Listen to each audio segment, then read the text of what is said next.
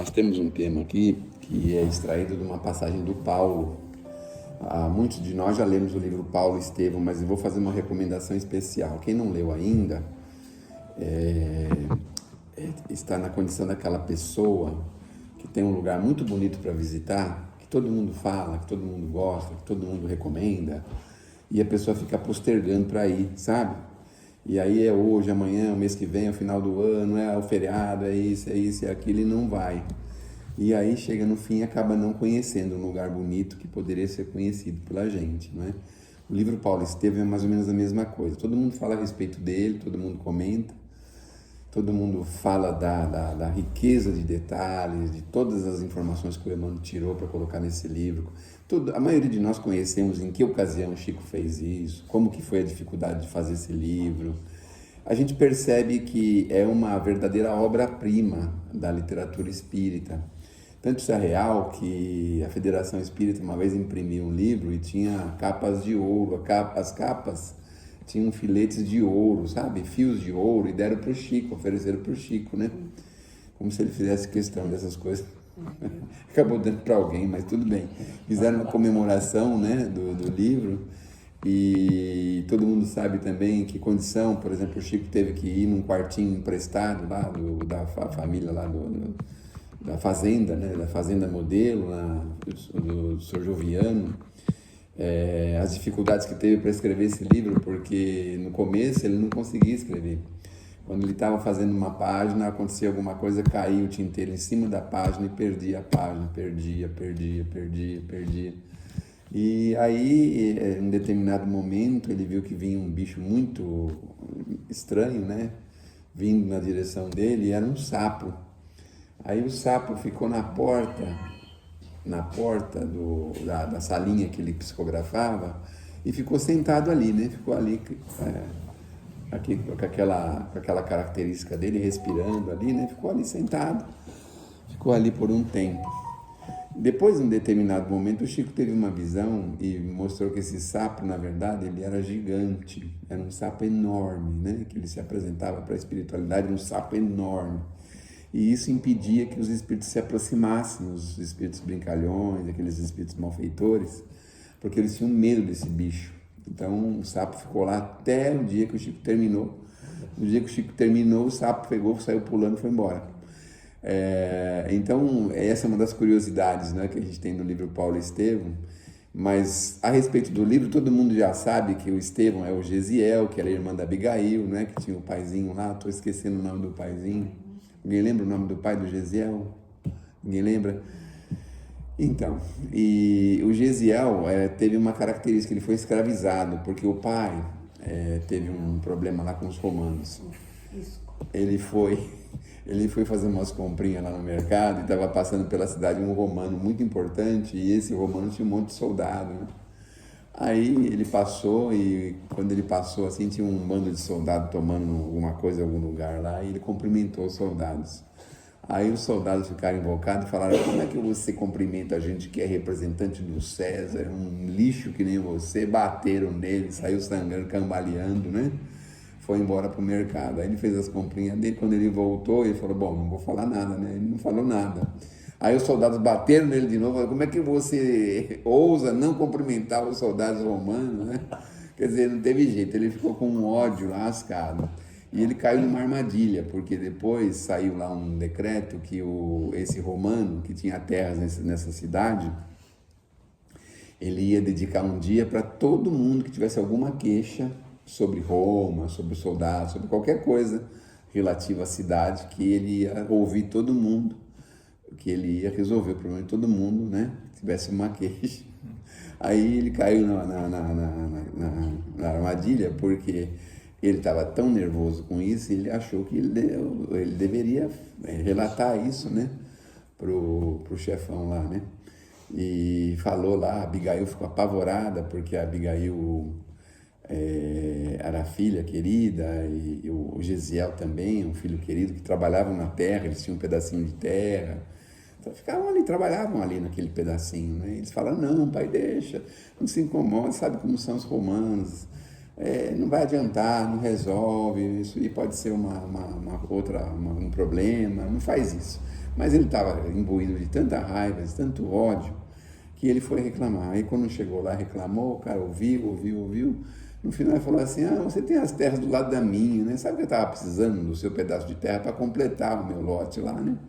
Aí desapropriou ele do lote, tomou a casa dele, olha só. E aí ele ficou mais inflamado de ódio ainda. Aí ele falou assim, você tem tantas horas para sair de lá com a sua família, com todo mundo. E a gente reclama que o negócio ainda é feio hoje, né? Imagina naquele tempo, né?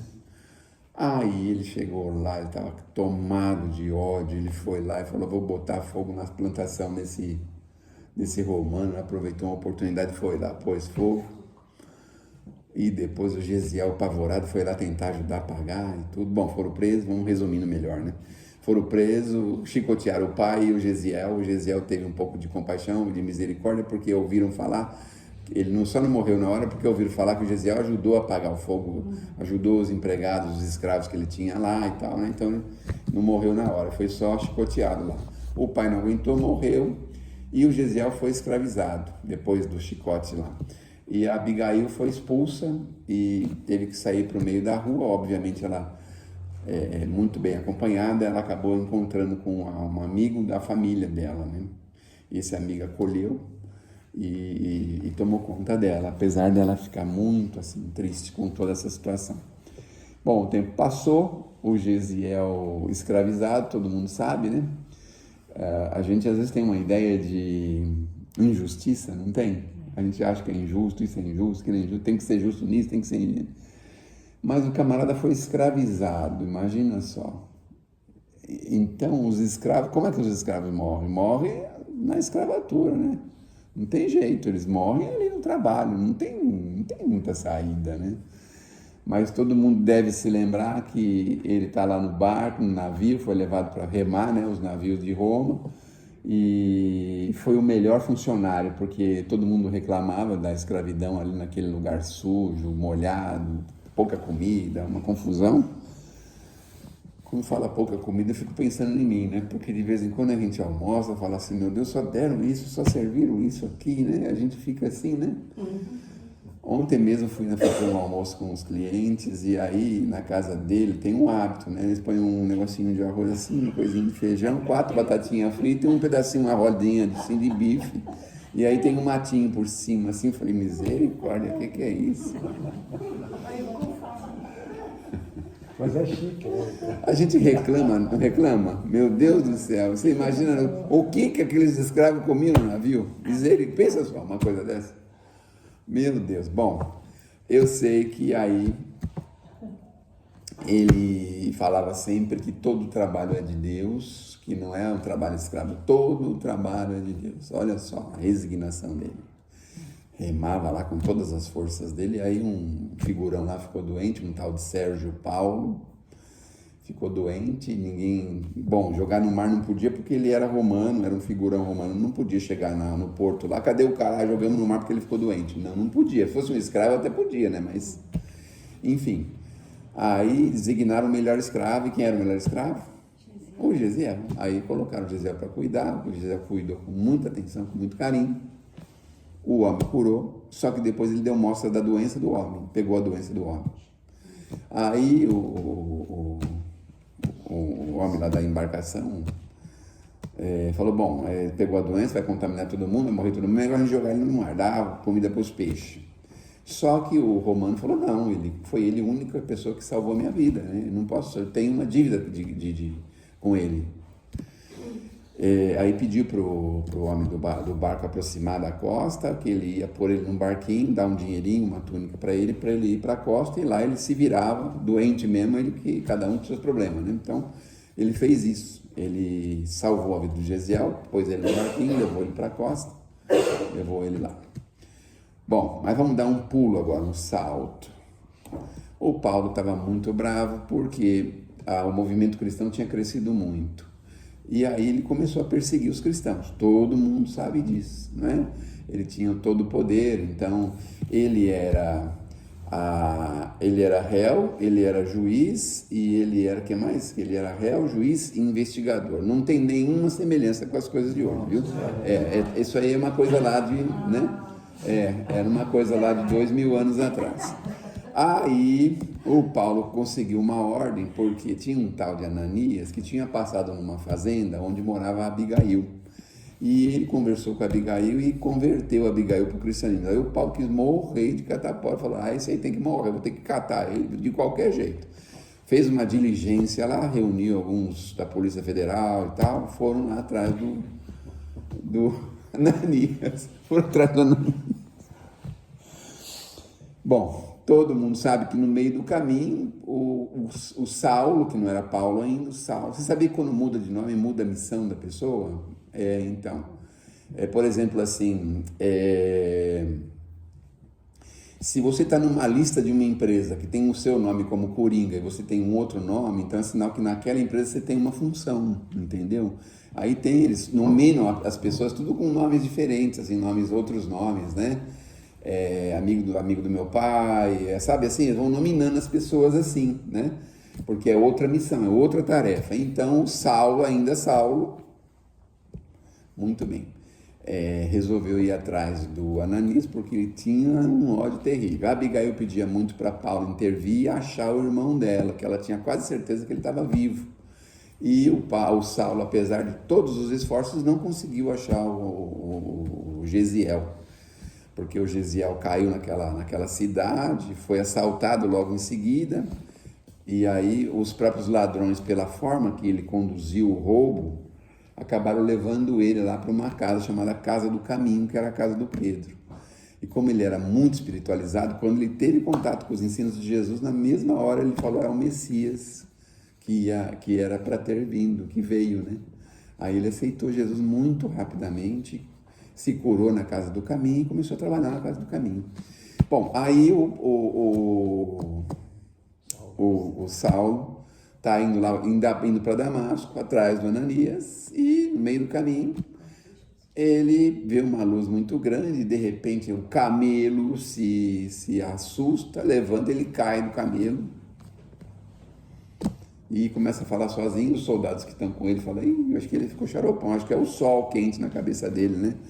Porque aí ele escuta aquela voz que todo mundo conhece, Saulo, Saulo, por que me persegues? Quem és tu, Senhor? Eu sou Jesus a quem persegues. Paulo, e agora? Que farei? É sobre isso que nós vamos falar. Dessa pergunta de Saulo para Jesus. Que farei? Olha só que interessante. Vamos só avançar um pouquinho para a gente voltar para essa frase, essa pergunta do Saulo para Jesus. E aí o Saulo, ele fala assim, você entra na cidade de Damasco, está registrado lá em Atos, capítulo, acho que é 10, capítulo 10, 22, item 10. Está lá registrado em Atos dos Apóstolos, no capítulo 22, que ele faz lá todo um discurso a favor dele para Roma e tal, né? Você entra na cidade de Damasco e espera instruções. De lá será dadas as instruções que você precisa, o que você vai ter que fazer, né? Aí ele entra lá, procura um amigo, o amigo vira as costas para ele, e os soldados internam ele, colocam ele numa hospedaria e voltam embora, sai fora correndo, porque ele ficou totalmente fora de si, né? Um camarada que era assim, enérgico, bravo, brachuchu e tudo, e de repente ele fica estranho, fica muito estranho. Aí eles largam lá o Saulo na hospedaria e cai fora, né? Os soldados vão embora, deixam ele lá sozinho. E aí Jesus chega para Ananias e fala, Ananias, você vai ter que socorrer lá o Saulo, que ele está em tal lugar e tal assim. Mas Senhor, ele está me perseguindo para me matar. Aí ele atende e vai, porque foi Jesus que pediu, né? É mais ou menos que nem lá em casa, quando tem alguma pessoa lá que pede alguma coisa, aí a gente não tem outra alternativa, né? Tem que atender e não é assim agora. Assim. Jesus pediu, e o Ananias foi, atendeu Paulo, soltou dele umas escamas que ele tinha nos olhos, né? Uma espécie de catarata, assim, não sei de que forma que ele conseguiu com aquela visão de Jesus, né? Aí ele volta a enxergar. Ficou cego, né? Ficou cego, por isso que eles carregaram ele. Ele volta a enxergar, restabelece a vista, tudo, vê Ananias. Aí Ananias fala para ele de Jesus e tal, começa a tem um pequeno diálogo. E ele então, ele já quer começar a pregar o cristianismo ali na cidade mesmo, ele já quer ir na sinagoga, já quer fazer tudo que é. Ele falou, opa, vai com calma, né? Tanto é que ele se arrisca e se lasca todinho, porque os caras começam a pegar ele, querer pegar ele no pau, que nem ele pegava os outros, né? Então, ele tem que se internar no deserto, lá fazer um trabalhinho humilde, tá? Mas enfim, essa pergunta do Saulo, que farei? A gente transporta e traz ela para cá, porque o Emmanuel pega esse pedacinho no livro Fonte Viva, no capítulo 112, e ele, normalmente as pessoas que procuram a casa religiosa, eles não fazem essa pergunta, né? Normalmente eles falam assim, o que receberei? Porque as pessoas vêm em busca de socorro, de ajuda, né?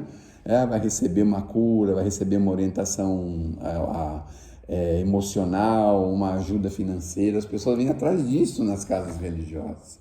Ninguém vem aqui e fala o que eu posso ser útil. Em primeiro momento, não. A gente só fala isso depois que a gente atravessa a estrada de Damasco, né? Porque antes a gente quer saber o que a gente vai receber. Então vem aqui, vai receber o passe, vou receber a cura, vou receber não sei o quê, a orientação que eu preciso, a paz que eu estou precisando, estou com a cabeça muito embolada. A gente vem atrás disso. E aí o Emmanuel justamente pega essa frase, que farei? O Paulo pergunta para Jesus, né? E Jesus então responde para ele, entra na cidade que depois lá vai ser dadas as instruções que você vai precisar fazer. E aí o Emmanuel pega essa frase e desenvolve para a gente, porque diz que há muitos de nós, a gente vem aqui na casa para arrumar uma forma de conquistar, de dominar, de descansar, né? Como faço assim para descansar, né? Compro um sítio em Tapetininga, como que eu faço, né? Mas aí já passou a estrada de Damasco, já está há 30, 40 anos, aí tudo bem, né? Já foi, né? Mas como que eu vou descansar? E normalmente essas coisas multiplicam, porque a gente vem com problema de filho, de cunhado, de genro, de vizinho, de familiar, de amigo, um problema pessoal, uma dor de cabeça que você tem, um problema que você tem. Normalmente as pessoas procuram a casa religiosa para isso. Não estou falando só na casa espírita, em qualquer casa, né? Então, quando a pessoa se dispõe na casa religiosa, aqui na casa nós já, assim, os espíritos deram um jeitinho de falar assim para a gente interpretar da seguinte forma: ou a gente vem ou pelo amor, olha que bonitinho o jeito de falar, né? Vem pela dor, a pessoa que vem pela dor, ela só vem pedir as coisas, não vem oferecer nada, né? Quando ela vem pelo amor, muitas vezes ela até pode oferecer, né? Uma ajuda, uma coisa, outra, né? Mas então, a gente quer reconforto barato na carne. Isso quem está falando é o Emmanuel, não sou eu, viu? Reconforto barato na carne. Há quem reclame afeições indébitas, quem suspire por negócios inconfessáveis. Sabe assim, de ficar com toda a parte na herança. Como é que a gente pode fazer para ficar com toda a parte da herança? Né? Vou perguntar para os espíritos, quem sabe eles têm uma forma, né? Porque tem muito espírito jurista, né?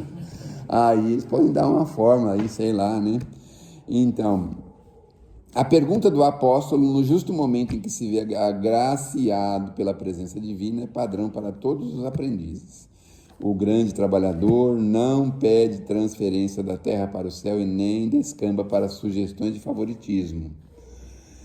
Não roga isenção de responsabilidade, nem foge ao dever da luta. Então, assim, a gente precisa entender que é assim, nós estamos no lugar certo, na hora certa, com as pessoas certas. Eu queria estar em tal condição, queria fazer isso, queria ter aquilo, queria fazer tal coisa, queria isso, queria aquilo. É tudo pensamento indébito, e pensamento que a gente vai perder tempo, sabe, digerindo isso, ficando com isso na cabeça. Se a gente conseguisse ter essa confiança na criação, no Criador, se a gente conseguisse ter essa confiança, dizer o seguinte: Senhor, e aí, o que eu posso fazer? Não é? Lembra do André Luiz? Chegou lá no nosso lar, ele depois de 8, 10 anos foi resgatado, curou lá da doencinha dele, o probleminha que ele tinha, ele foi querer ajudar. E aí o que ele foi lá, o que a Narcisa falou para ele? Pega aquela vassoura ali. Menos. Fala pra ele menos. Não é? Mandou ele pegar a vassoura? Eu sou médico. Mas eu sou médico. Médico, Você é médico lá na terra, aqui, meu amigo, você é um mero servidor, né? Então, e a gente tem essa capacidade de entender que, dependendo do lugar que nós estamos, nós somos apenas servidores, não tem um título, né? Não tem nada assim a mais. tem um serviço a ser feito, a ser realizado. Então, não é difícil a gente ingressar num trabalho, porque em todo lugar tem alguma coisinha para pôr no lugar, alguma coisinha para ajeitar, uma agulhinha para se mexer, um fiozinho fora do lugar. Tem um chãozinho que pode passar um paninho, umas cadeiras que pode passar um paninho. Tem serviços que a gente pode fazer. Ah, não, eu quero trabalhar na câmara de passe, né? Na desobsessão, né? Nem imaginam o que é isso, desobsessão. A pessoa que trabalha na desobsessão, não sei se até algum de vocês trabalham nisso, mas no dia do trabalho, é uma perturbação na vida da gente sem igual. Você fala, misericórdia, já começa logo cedo, sei lá, você deixa o leite ferver, sabe assim? Já começa um negócio, porque os espíritos começam a aproximar, os espíritos vão estar com você. Sai fora dessa ideia, se tiver que trabalhar, você não tem escapatória, mas se você puder não forçar, não força, vai devagar. Porque aí a pessoa perde o equilíbrio, aí chega na noite e fala, não vou porque eu estou muito perturbado, muito desequilibrado. Era justamente para ir. Não é assim? Era justamente para ir o dia inteiro. De manhã, eu trabalho na desobsessão. De manhã, eu já não quero vir. Então. Eu já comentei isso várias vezes. É uma luta. É uma luta. Mas eu venho percebendo, não adianta, mas eu tenho uma preguiça, um sono, uma vontade de não ir. E eu fico angustiada. Depois vai passando, porque aí eu percebo que isso não é meu. Interferência. Aí eu fico lutando. Mas aí, segunda-feira é a mesma coisa. até a gente chegar a essa conclusão, é preciso ter passado por alguns estágios, é preciso ter um entendimento, conhecimento, sabe? De ver o que é armadilha, o que não é, o que é seu, o que não é.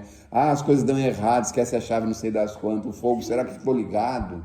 Aí você está lá no seu trabalho, meu Deus, eu acho que eu não desliguei o fogo, sabe? Assim, põe meio mundo para ir lá na casa, o zelador do prédio para desligar o gás do prédio inteiro, porque você acha que esqueceu o fogo ligado, sabe? Um negócio assim. E não é, mas, pô... A dificuldade é com o doutrinador, né? O doutrinador que é o responsável maior na casa, né? Porque o médium, ele às vezes nem sabe quem ele recebeu, ele nem consegue lembrar quem ele falou, mas o doutrinador que é todo que sofre, né? Mas ali tá a quadrilha toda está envolvida, viu? A quadrilha toda. É o doutrinador, é o médium, a quadrilha toda está envolvida. Então, todo mundo passa. Isso acontece, inclusive, quando a gente está em trabalhos de assistência espiritual. No dia da assistência que você vai fazer assistência, nossa, tudo acontece também para a pessoa. Muitas vezes acontecem problemas terríveis, desagradáveis. Aí depois passa no outro dia e meu Deus, a pessoa acorda super bem. Acha que o problema é ter ido na casa espírita. Na verdade, não é nada disso, na casa religiosa, né? Não é nada disso. Eu vi o Divaldo falando que uma vez em Salvador, lá, que ele foi fazendo uma palestra, ele foi arrastado, porque ele não conseguia. Ele falou que foi uma obsessão assim, absurda. Ele falou que tive que lutar muito para dar palestra. Para dar palestra. Eu falei, olha só como é que eles influenciam. Imagina, o expositor também tem esse problema. Ainda mais que eu faço de trem, de ônibus, essas coisas. A maioria dos lugares que eu vou só de trem, de ônibus, essas coisas, né? Você vai pegar o ônibus, o camarada vem e senta na sua frente, você fala assim, eu vou pegar ele no pescoço assim, dar uma gravata nele, arrancar ele do banco, você fica pensando mesmo, que ideia é essa, meu Deus do céu? Você já está levando uma meia dúzia junto para fazer a palestra com você, né? Sérgio, quando você está bem intencionado, teoricamente, as pessoas não têm que conspirar a favor? Então, para conspirar a favor, na verdade, você tem que ter uma ligação muito forte, porque essas coisas você não vai permitir que desequilibre o seu dia, o seu trabalho, a sua vida. Acontece que a gente tem dificuldade dessa ligação, desse entrosamento, e a gente se deixa levar com uma cara feia, uma colocação errada, uma pessoa que fala uma malcriação, a gente se deixa levar. Quando você tem essa convicção, que você tem essa ligação, o Criador, você fala, opa, eu sei que tem alguma coisa que está conspirando, mas eu estou tranquilo, estou firme, não tem jeito, eu estou firme. Você não é idoso. Como é que é? Porque você não é idoso. Não, Porque quando eu chego no metrô, o cara com 20 anos sentado no banquinho azul, que é nosso, com fone de ouvido, porra, é duro você ter paciência. É muita falta de consciência, cara. Eu levanto do meu banco para ceder lugar, às vezes, para as pessoas. E a galera, quando o cara baixa a cabeça, aí eu cutuco no ombro dele. Isso é sentar isso. É uma questão de consciência, de educação. Sabe, são algumas coisas, valores. Eu acho que Respeito. Olha, eu no fundo eu até gosto. Eu vou te explicar por quê. Não é querendo contrapor o que você está falando. Eu acho que é falta. Tem situações que são muito delicadas mesmo. Mas uma vez eu passei no metrô, o homem pediu documento. Falei, ai, graças a Deus, me pediu o documento. Aí eu mostrei lá, pode passar. Aí eu passei, né? Mas foi só entrar no metrô, a senhora falou, pode sentar aqui, senhor. Eu falei, misericórdia. Já tô velha demais. Não é? Então, quando não cede lugar para mim, é sinal que eu estou por cima da cocada preta, certo? Aham. Ah, sim, é, de cada um, né? É, de cada um. Então,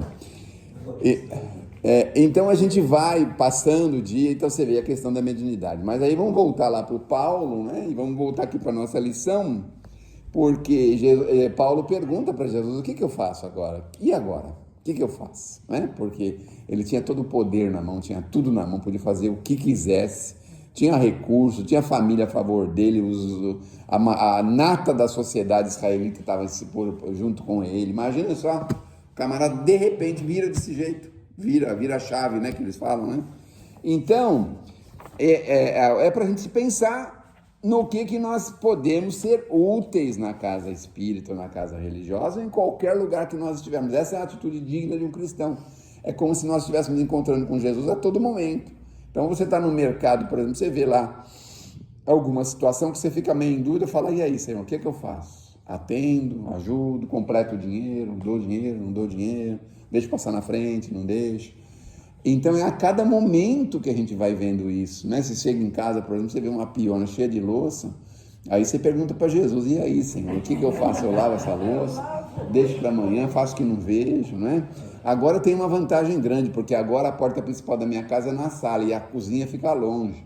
Aí fica tudo apagado lá, eu nem ligo a luz assim, eu já entro assim, já subo direto, eu nem quero saber o que tem lá. Mas não é uma atitude cristã, não é? Vai ter uma coisa gostosa lá. Ah, eu sei que se mexer vai ter, mas também vai ter muita, porque quem tem 10 pessoas dentro de casa, imagina só o que vai ter lá, né? Mas enfim. Cada um lavar sua loucinha no comum. Seria ótimo, né? Então, eu estou tentando doutrinar quase 40 anos assim, né? Então, aí a gente vai ver, né? E o mestre determina que o companheiro levantasse para a sementeira de luz e de amor com o próprio sacrifício. Se você foi chamado à fé, não recorras ao divino orientador suplicando privilégios, benefícios. Porque a gente vem na casa espírita, né? Aliás, a Wanda esqueceu de falar assim, e livrai-nos do mal. Ela esqueceu. A pessoa sai daqui e fala assim, agora eu tô, como é que é? Eles têm um termo assim, engraçado que ele fala, tá fechado em nome de Jesus, tá amarrado, sei lá. Umas coisas assim, né?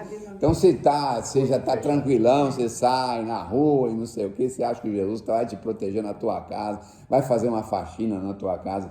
Você vai fazer o evangelho na casa de algumas pessoas, aí começa a fazer a prece, aí você fala, misericórdia, que Jesus possa higienizar todo esse ambiente, a sala, o quarto, o banheiro, possa nas paredes, meu Deus, tem uma equipe de faxineiro no mundo espiritual, porque pelo amor de Deus, não é?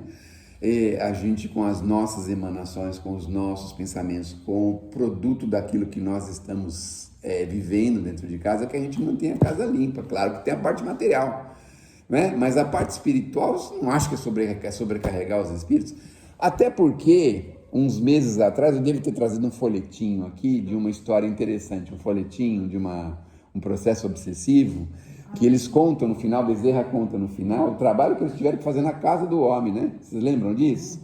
Então, quando é necessário, assim, imprescindível, é óbvio que eles fazem isso, né?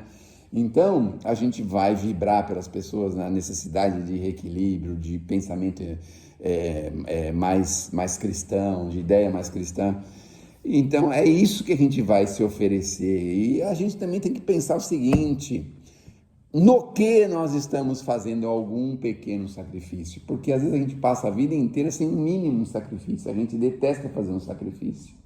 Então dar carona para um amigo, ir buscar alguém em algum lugar, receber uma pessoa na sua casa, sei lá, a gente não quer fazer sacrifício nenhum, não é? Dar remédio para as pessoas que vêm aí na última hora buscar, não quer ter nenhum sacrifício, né? Não é, Wanda?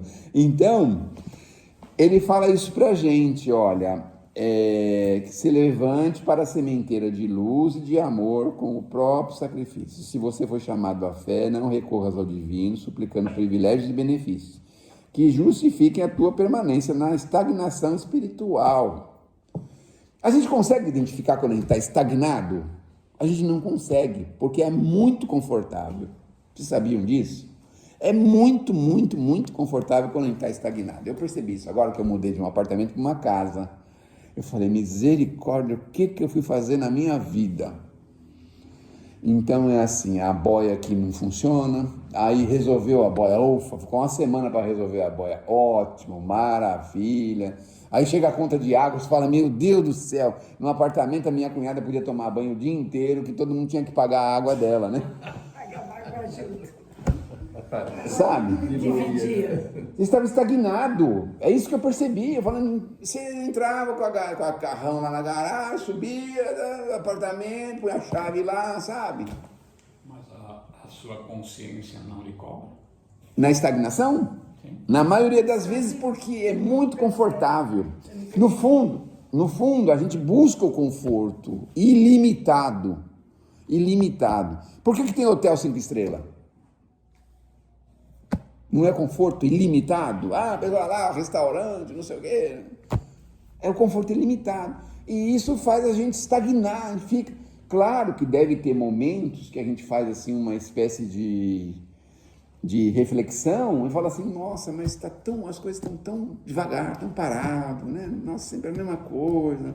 Preciso dar um passo à frente, preciso fazer alguma coisa, preciso fazer contato com tal pessoa, preciso fazer uma visita para tal pessoa, preciso me mexer um pouquinho, estou muito parado, muito estagnado. Então é isso que ele fala aqui pra gente. A gente pede a estagnação e é um erro. Quando as pessoas falam de paciência, não é aquela paciência de estagnação que a gente vai, sabe? Ninguém vai te incomodar, porque o que a gente pede não é que a gente tenha paciência, é que ninguém enche a nossa paciência. No fundo, não é isso? Não é? Você não quer que ninguém venha torrar a sua paciência. Mas quando a gente pede a paciência, na verdade é o sacrifício nosso, de aguentar, às vezes, escutar uma pessoa falar 10 vezes a mesma coisa, sabe? No fundo, é a gente que tem que... É para nós que nós temos que treinar a paciência, somos nós.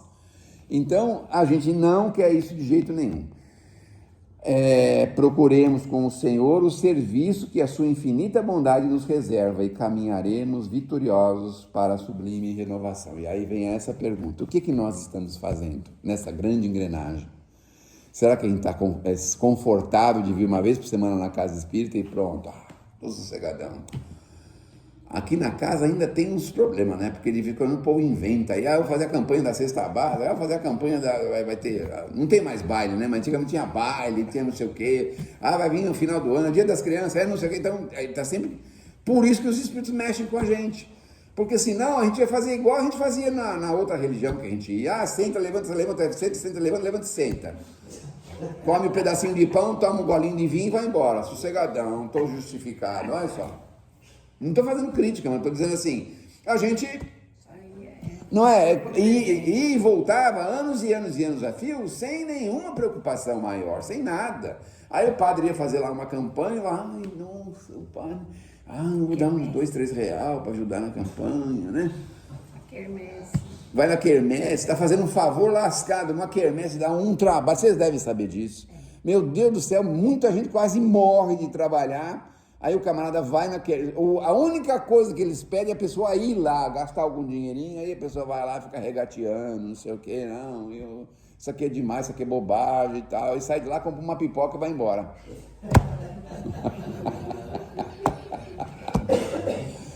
Tô falando demais, né? Chega, né? Chega, Guará. 40 minutos já, pelo amor de Deus. Mais os 5, tá bom. Então vamos lá. Então... Uma pergunta, um pouco desse tema, esse tipo de privilégio e tal. A gente está acompanhando The Chosen, não sei se você está. Sim. E tal. Eu até estava conversando em casa, uma coisa que eu acho interessante da religião judaica. Eles se consideram o povo eleito. Escolhido, Escolhido. Como que pode ser escolhido se Deus é uma coisa justa e ele tem um povo que ele gosta mais do que dos outros, né? Isso é uma coisa um pouco sem sentido. E como eles conseguem falar uma coisa dessa? Aham. O escolhido significa que as coisas religiosas se concentram na mão deles porque eles já têm a noção bem clara do Deus único. Os demais tinham a quantidade de Deus disso, daquilo outro e tal. Então, com o Deus único é mais fácil lidar com as informações, né? Porque eles acreditavam fortemente na existência de um Deus único, né? Eles acreditam que são os escolhidos. Sim, aí depois vem, é lógico, todo mundo quer ser o privilegiado de Deus, não quer? Quer ou não quer? Os espíritos também não acham que estão acima dos outros, porque eu, sinceramente, já falei isso com muito respeito, falo assim, o que é que a gente tem a aprender nas outras religiões que a doutrina espírita não ensina? Eu não vejo nada diferente. Será que eles, se não fossem os escolhidos, seriam exterminados mesmo? Porque foi um extermínio monstruoso. Talvez o fato de serem escolhidos é que houve, de alguma forma, proteção. Senão não existiriam os judeus no mundo. São muito, muito perseguidos. A gente remonta àquela ideia dos povos que foram exilados, né? Conhece o livro lá, Exilados de Capela e tal? Então, eles vieram para cá meio em prova, né? A maioria desses povos que vieram, acho que 5 ou 6 civilizações que vieram em prova. A única que não saiu da Terra ainda, porque apego às... Não posso falar com todas as letras, né? Que depois dá problema, mas tá apegada ainda às coisas, não é? Porque tem as maiores economias do mundo. Mas, por um outro lado, veja como Deus sempre tira de um mal, ele faz um bem. Por quê? Porque eles têm uma inteligência privilegiada. Então, a maioria das coisas que nós vivemos hoje, as tecnologias, vieram de lá. A maioria dos resultados médicos que nós temos hoje positivos, vieram de lá. A maioria dos medicamentos que nós temos hoje desenvolvidos, vieram de lá. Nós sempre desenvolvemos tecnologia. Do mundo. No mundo, então. Então, de uma certa forma, eles estão servindo o mundo, né? É claro que eles são hostilizados, porque são extremamente invejados, né? São extremamente invejados, porque você pega um dos nossos irmãos, às vezes, numa dificuldade, em poucos anos ele se levanta, ele faz patrimônio, ele se movimenta, não é? Então, claro que eles têm uma série de inimigos, óbvio que tem inimigos. Um grupo de pessoas que criou um sistema que é quase inviolável, eles não conseguem jogar bomba lá de jeito nenhum, sabe? Protegem o grupo deles lá com unhas e dentes, tem o melhor exército do mundo, porque foram mais perseguidos do mundo, por isso eles têm o melhor exército do mundo, tem meia dúzia de soldados, mas essa meia dúzia faz uma confusão lascada. Então, óbvio que eles trazem, né, a inveja, o ciúme, óbvio que trazem de outros lugares, né? Então, a gente não pode dizer com as letras que a gente é Zé Polvinho, a gente não entende muito bem essas coisas dos desígnios maiores, né? Mas a gente sabe que se eles estão ainda na Terra, não é só pela concupiscência pessoal, existe uma utilidade deles na Terra, óbvio, de todo mundo tem uma utilidade. Ouvi uma coisa muito bonita, não muito tempo atrás, dizendo assim, se você acordou hoje, é porque a gente ainda tem alguma coisa para fazer, porque se não tivesse... Então, olha, gente, seria bom se comprometer com alguma coisa, viu? Se comprometer com alguma coisa, porque se um dia você acordar e não ter nada para fazer, você não acordou, viu? Você não acordou, se é provável que você esteja do outro lado da vida, né? Sem saber o que fazer do outro lado da vida, isso que é o pior, né? Você está lá na sua casa, lá, desencarnado, né? Não sabe o que fazer. Então, basicamente é isso. O que faremos? Façamos essa pergunta, porque nós precisamos nos ativar, nos movimentar, nós precisamos fazer alguma coisa por nós. A gente está falando assim para um grupo seleto, um grupo que conhece um pouco do Evangelho, conhece um pouco da literatura espírita, já sabe a nossa posição, é claro, nós não vamos sair daqui voando, perfeitos, mas é construir, começar a construir, sabe? Começar a construir. Eu acho que de pouquinho a gente vai construindo e vai se libertando, né? Vamos dizer assim, a gente está lá num poço bem fundo, aí a gente resolve pegar aquela terra lá e fazer tijolinho, vai pondo em volta do tijolinho, vai pondo em volta, que aquilo vai libertar a gente, vai tirar a gente desse buraco, né? Então a ideia básica é essa. E o Emmanuel muito preciso, porque realmente na casa espírita a gente tem compaixão, obviamente que a gente compreende tudo, mas a gente sabe que a maioria de nós viemos buscar alguma coisa. Raros de nós viemos oferecer alguma coisa. Mas agora a gente já sabe, né, aonde quer que nós estejamos. Então, estejamos aqui numa comemoração, num trabalho social, em alguma coisa, vamos vir para acrescentar, para somar, para ajudar. Em qualquer lugar dentro de casa, no próprio trabalho, na via pública, em qualquer contato, convívio social, a gente tem que ter essa ideia, essa diretriz de no que nós podemos fazer, como nós podemos servir. Então, tem alguns exemplos interessantes, a literatura do Chico é rica nisso.